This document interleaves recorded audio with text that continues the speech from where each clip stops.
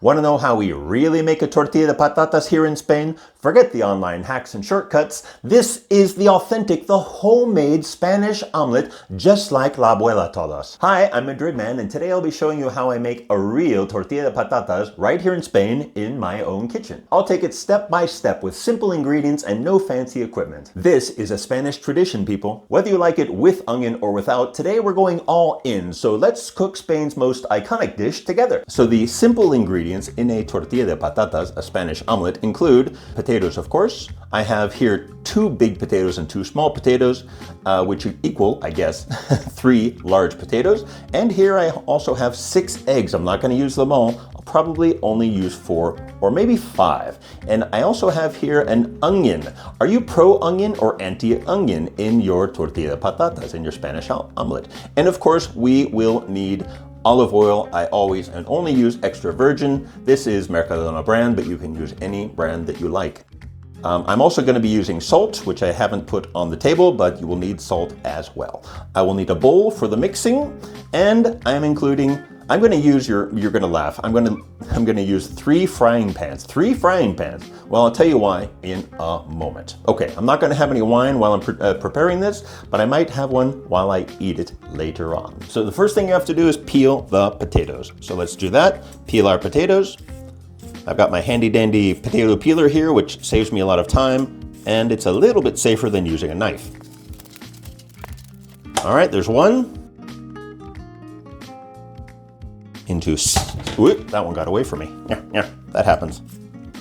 These suckers are slippery after peeling them. It's never good to waste food, but it's always better to have too many potatoes than not enough. All right, got our 3 potatoes. Throw the peelings into our organic bin. And now with a very sharp knife, I'm going to cut these suckers into slivers. Not too thick, but not too thin. So I'm talking about this thick, more or less. You can make them thinner. The thinner you make them, the faster they cook. The thicker you make them, the slower they cook. And this is not a fast process. Not the cooking, not the slicing, but it has to be done. I'm going to put these cut potatoes into my bowl. Careful not to cut off a finger. That's never a good thing. Wait, one escaped. That's okay. As long as I don't step on it and slip and crack my skull, that's what counts. Okay, big boy number 2. The 4th and the last potato cut. Done and dusted, as somebody we know likes to say. You know who you are. Okay, there we go. We've got our potatoes cut. Got them out of the way. Next, I'm going to cut the onion. I'm going to peel the onion first, and then I'll cut it. And this is the tough part, I got to tell you. Okay, I'm going to cut this onion, and I expect tears at any second. Okay, I'm sure I'm going to start crying. But if you don't like how I do it, or it's not how you learned how to do it, please let me know in the comment section. I don't know if I want this much onion, to be perfectly honest. So I like onion, but in a certain way. I'm not a big fan of raw onion. I never ask for onion on my food, or I have them take it off, or I take it off myself, or I just don't eat it, unless it's prepared in a certain way. Yes, I'm a little tiquismiquis, as they say in Spanish, a little particular about my onion and how it's prepared. There's my onion. We want to open up our stovetop. I'm going to use the big pan. I'm going to use the big pan here. Sorry. I'm going to use the big pan here for the frying of the potatoes. I'm going to do this first because this can take a long time. All right, let's open a new bottle. Let's pour it in. Start it up. You need a lot of olive oil, unfortunately. I know a lot of my United Statesans counterparts are going to say, oh my God, you're using so much oil. Isn't it going to be oily and greasy and not taste good? Just the opposite, in fact. You're going to see what I'm talking about. You need enough oil to cover the potatoes as you're frying them. So they have to be totally drenched totally submerged, if you will, in the olive oil. So I'm going to start up the fire. Okay, get it good and hot. And then we will proceed with the process. Oh boy, oh boy, oh boy. Cut onion. I didn't cry, so maybe it's a different kind or variety of onions, so I don't know why I didn't cry. I always cry when I cut the onions, but I didn't this time for some strange reason. Here I'm going to use my small frying pan, and this is the step that I didn't mention before. Okay, now I'm going to add some oil to the small frying pan. Okay, not a lot. So this is the step that your grandmother surely didn't do. Okay, so once I get this olive oil heated up, okay, make sure, okay, that's going fast, that's heating up quickly. Let's see, let's add some potatoes to our frying pan here. Here we go. That was faster than I thought it was going to take. So you don't want the potatoes to fry quickly. I know you're in a hurry, but you want them to fry slowly. Okay? You want them to fry slowly. You don't want them to brown, okay? You don't want them to brown. You don't want the potatoes to brown. You just want them to cook through and through. And a lot of people, I see some Americans, United Statesans, cooking these in the United States. Maybe they lived here, or they were stationed here, and well, I don't know, everybody's a little bit different, it's true, and you want to have it quickly, but this isn't a fast food to make, okay? You want to make sure everything is covered in olive oil. You don't want the potatoes to brown, as I said. You want them to be cooked through and retain their color. Here, okay, we're good with that. Now let's put in our onion. Well, once again, onions and potatoes are cheap. So if you have any left over, you don't have to use it all, okay? You don't have to use everything. You don't have to use everything. If you want to, you can, but as I said, I'm not a big fan of onion. However, I'm going to cook the onions through and through to the point of browning. Caramelizing, I'm not sure if that's the most appropriate term here. If you know, please let me know. Okay. I'm going to brown them. I'm not going to cook them or fry them until they're all brown, but just as they begin to turn brown. And maybe the purist will say, you can't use the same spoon with the onions as you do with the potatoes, but I do, and I think that's fine. Let's let these cook. I can see that the olive oil, the extra virgin olive oil, is bubbling. All right, look at the fire. It's not too high. And the onions, they're gonna cook not super quickly, but they should cook quicker than the potatoes. So while that's cooking, we're gonna do the next step, which is the eggs. Here we go, I'm coming in on the other side, so you can still see everything that's cooking.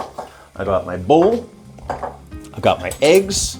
I'm going to crack and put, let's see, I'm looking at the number of potatoes that I have and the amount of onion that I have.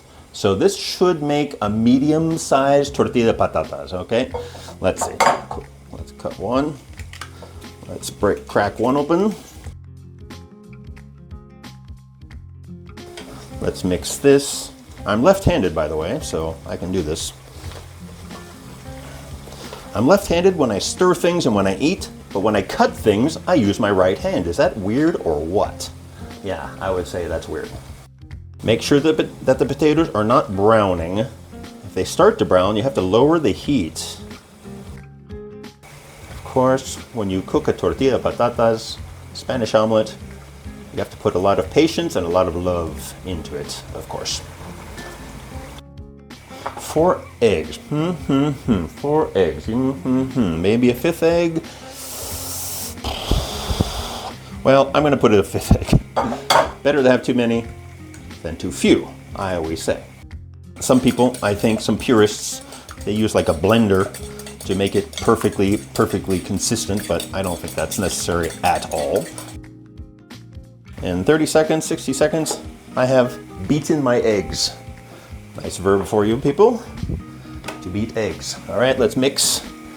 How are we doing? Okay, the onion is looking pretty good, actually. Ooh, yeah, baby. It's starting to brown, and so we're pretty close with the onion. I'm gonna take them off and let them rest. Now, you see that? See that?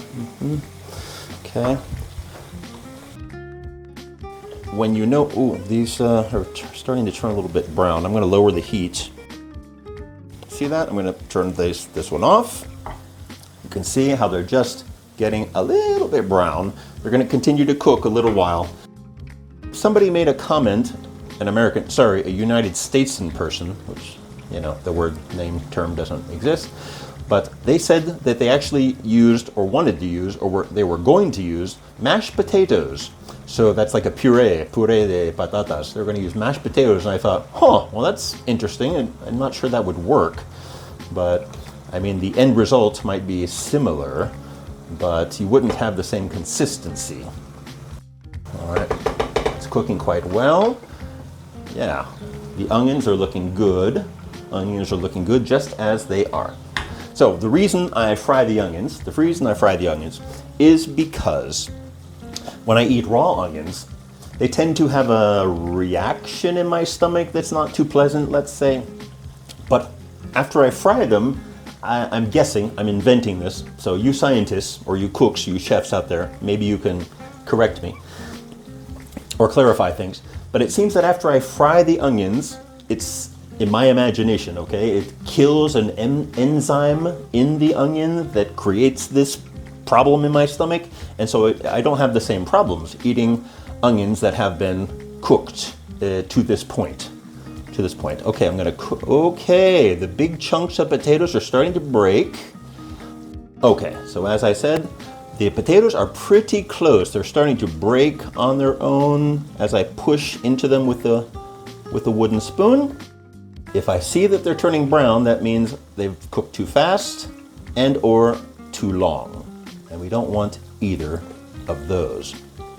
And if they break up into tiny little pieces, that's okay, in my opinion. If you say it's not okay, you let me know.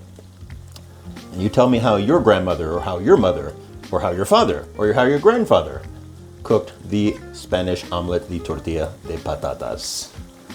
Okay, now I'm gonna get another ingredient, very important, which is the salt. Here is our salt container, okay, with a little spoon in it, of course. Let's put that over here.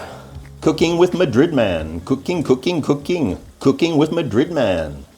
You know who's going to benefit from this? Not only me, but my Spanish wife. And then we'll have the discussion, is it better, is it worse than hers, or better or worse than her mother's? Well, it's not going to be as good as her mother's because, well, nobody beats a mother's cooking. Nobody. And she is missed terribly. Not just for her cooking, but for the person that she was. Wonderful, warm person. Wonderful, warm woman. Okay, you know what? Bingo. Turn that off. Those are cooked potatoes. Excellent. And we've got our eggs at the ready. You need to extract the potato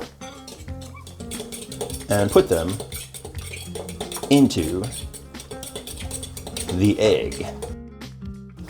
But you know what I'm going to do before I do that? I'm going to do the following. I'm going to take the onion and I'm going to put it in with the potatoes at this point. I could have done this earlier and I probably should have too, but it doesn't matter. We're doing all right. I'm sure in the comment section you're saying, but you put the onions in too late. You should have cooked the onions with the potatoes. Yes, a lot of people do that. That's a fact. I know it. But I'm not going to do it that way.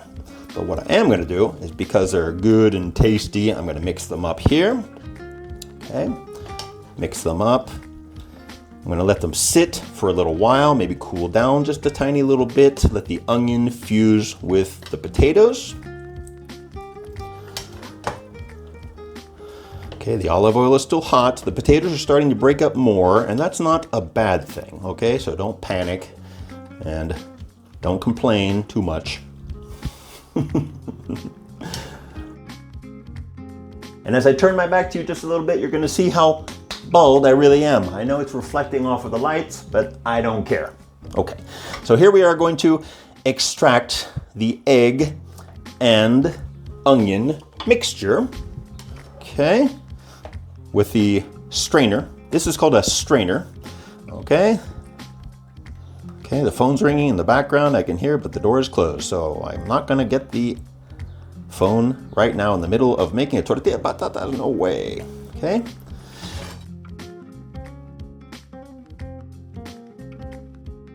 Almost there. And now I'm looking at the combination, the mixture of the eggs with the potatoes. I'm thinking, I think maybe I added too many eggs.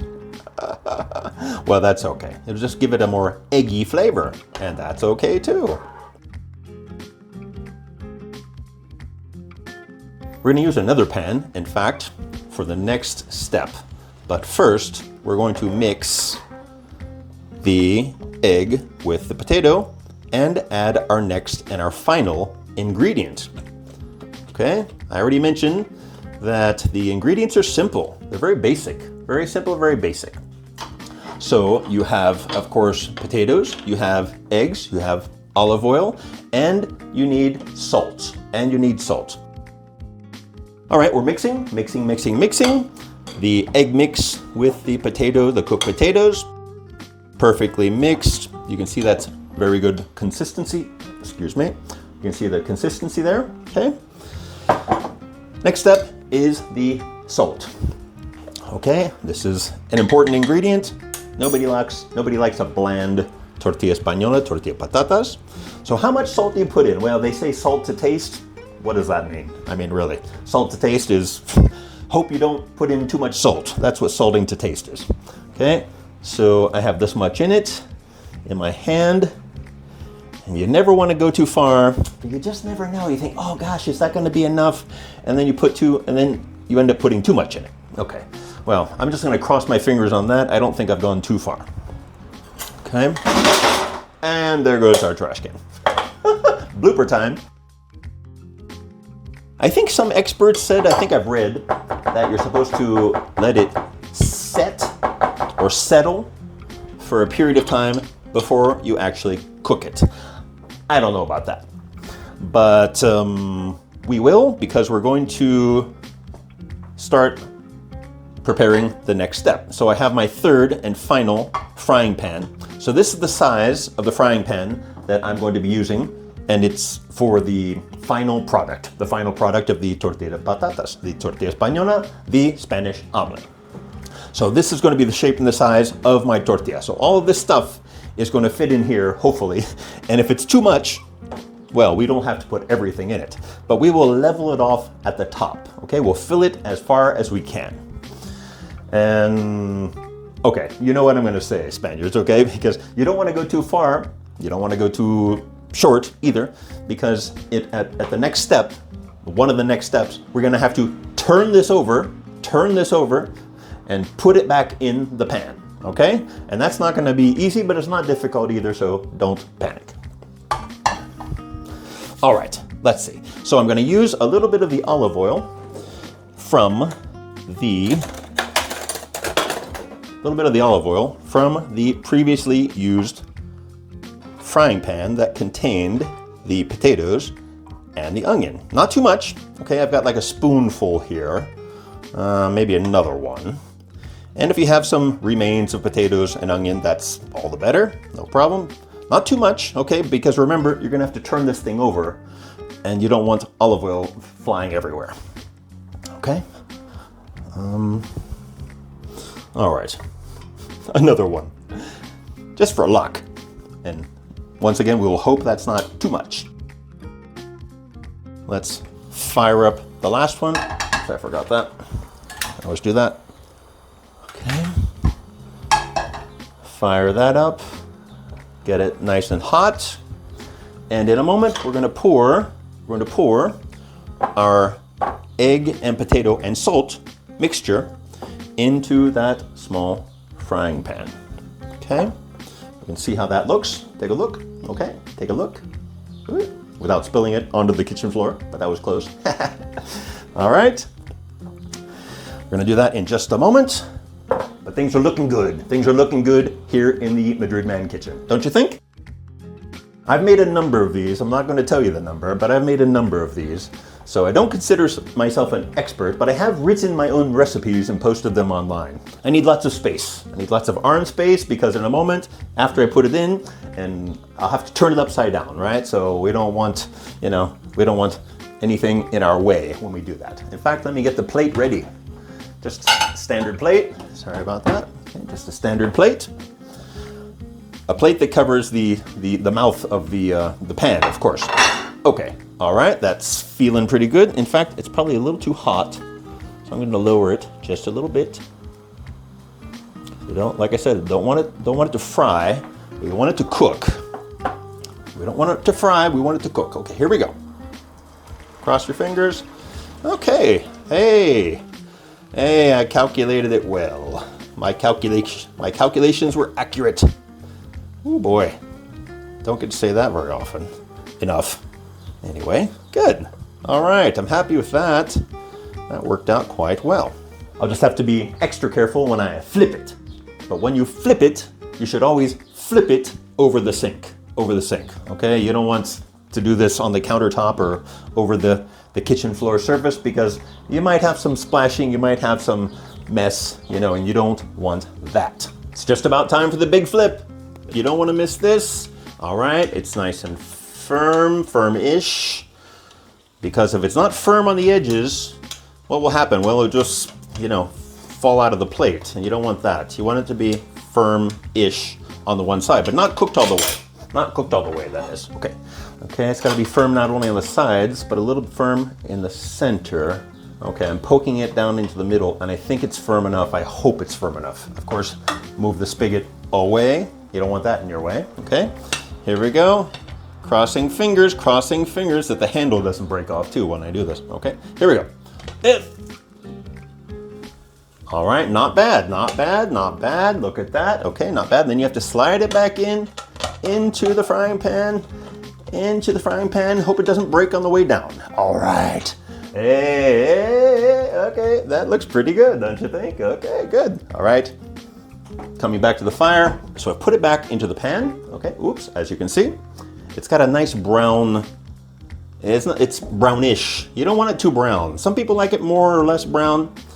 My wife tends to make it just about like this. So in a moment, I'm going to do another big flip. And depending on how it looks on the other side, I might do a third flip. Okay, it just depends. Let's see, let's continue cooking this. But I have my plate ready for the second big flip. The second of two probably. So I'll make that decision once I flip it. Some people like the tortilla de patatas very well cooked inside, and other people like it a little more runny. I'm in the middle, I don't have a real preference, I guess. And now, since it's more firm, I'm feeling a little bold, and I'm thinking that I might just try flipping it right here over the stove top. What do you think? All right, here we go. Putting this back on. Okay, here we go. Cross your fingers. Yep. Not bad. Okay, look at that. That's nice and yellowy. That's okay. Thinking maybe I should cook it a little bit more on that side. In fact, I think I'll do that. I mean, it's cooked. Some people do this, probably the professionals don't need to do this, but I do this to see. If it goes all the way through and it doesn't leave a mark, then it should be cooked, and it didn't leave a mark. So it should be cooked through and through. However, I think because this side is a little lighter, I'm gonna cook a little bit more on that side. So let's do another big flip. This is, of course, just me. You don't have to do it this way, but this is what I'm gonna do. Flip it, because it's a little browner on this one side. It's nice and firm, you don't want it to break. If you like your tortilla españolas, your tortilla de patatas runny, let me know in the comment section below. I'm very happy with the process, and I hope you are happy too. I learned from my Spanish wife, who learned from her Spanish mother. Let's see. Let's do a little flip, see how it looks. But I think that's gonna be all. Flip. It's still kind of yellow, but that's okay. I think we're done. So when you serve these, what do you think? When you serve these, would you serve the darker side up, visible side, or would you serve the lighter side up? Leave a message in the comment section below. I'd like to know your take on that as well. We're gonna have this later on today. Let's take a quick close-up of the United States-made tortilla de patatas, which looks pretty good, don't you think? I think that looks good. Maybe for the thumbnail? Okay, that's your thumbnail. Okay, wow, that's beautiful. I'm really looking forward to eating that. I hope you, I wish you were here too to share it with me, but that's fun. So if you enjoyed this video, please give it a thumbs up, please subscribe, and thank you for watching. And of course, be sure to watch one of these other very interesting videos, I'm sure, located at the top of the screen. So I'm your friendly neighborhood Madrid man saying ciao for now. Thanks for watching, and hasta la próxima. Bye-bye.